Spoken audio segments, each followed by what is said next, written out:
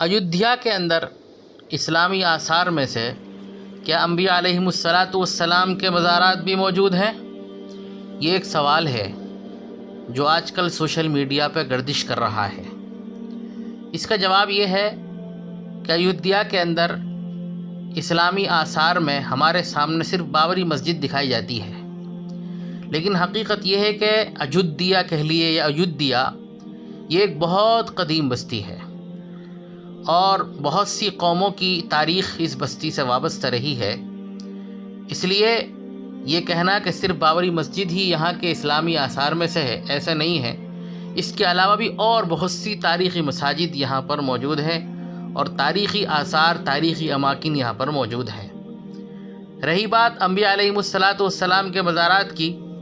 تو حضرات انبیاء علیہم الصلاۃ والسلام میں سے حضرت شیث علیہ الصلاۃ والسلام کے مزار کے بارے میں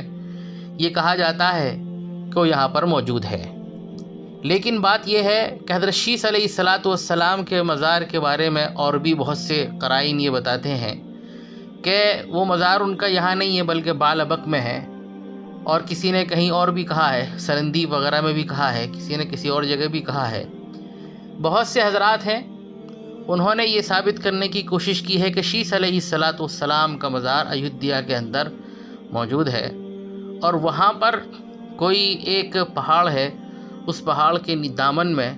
کوئی میلہ بھی لگتا تھا، اور جو میلہ لگتا تھا وہ منو پربت کہتے ہیں اس کو۔ جو منو سے مراد حضرت آدم علیہ الصلاۃ والسلام، اور چونکہ آدم ثانی حضرت شیث علیہ الصلاۃ والسلام ہے، اس لیے اس کی طرف منسوب کر کے کہا جاتا ہے کہ حضرت شیث علیہ الصلاۃ والسلام کی طرف منسوب ہے یہ پہاڑ، اور وہیں پہ ان کا وہاں مزار بھی موجود ہے۔ تو بہت سے حضرات نے اس بات کو مانا ہے۔ یہ بات بہرحال مانی بھی جا سکتی ہے اور نہیں بھی مانی جا سکتی، لیکن بہت مضبوط اور مسلم دلیل نہیں ہے اس بات کی کہ شیث علیہ الصلاۃ والسلام کا مزار ہی وہاں موجود ہے۔ اسی طرح حضرت ایوب علیہ السلام کے مزار کے بارے میں بھی کہا گیا ہے کہ ان کا مزار بھی وہاں پر موجود ہے۔ اس بارے میں بھی بہت مضبوط روایت نہیں ہے کہ جس پر ٹھوس طور پر یقین کیا جائے، مضبوطی سے یقین کیا جائے۔ ہاں، البتہ بہت سے آثار، قرائن اور بہت سارے لوگوں نے تاریخی حوالوں سے یہ بات لکھی ہے کہ ان حضرات کے مزارات وہاں پر موجود ہیں، اور صحیح بات یہ ہے کہ ان حضرات کا جو وقت ہے،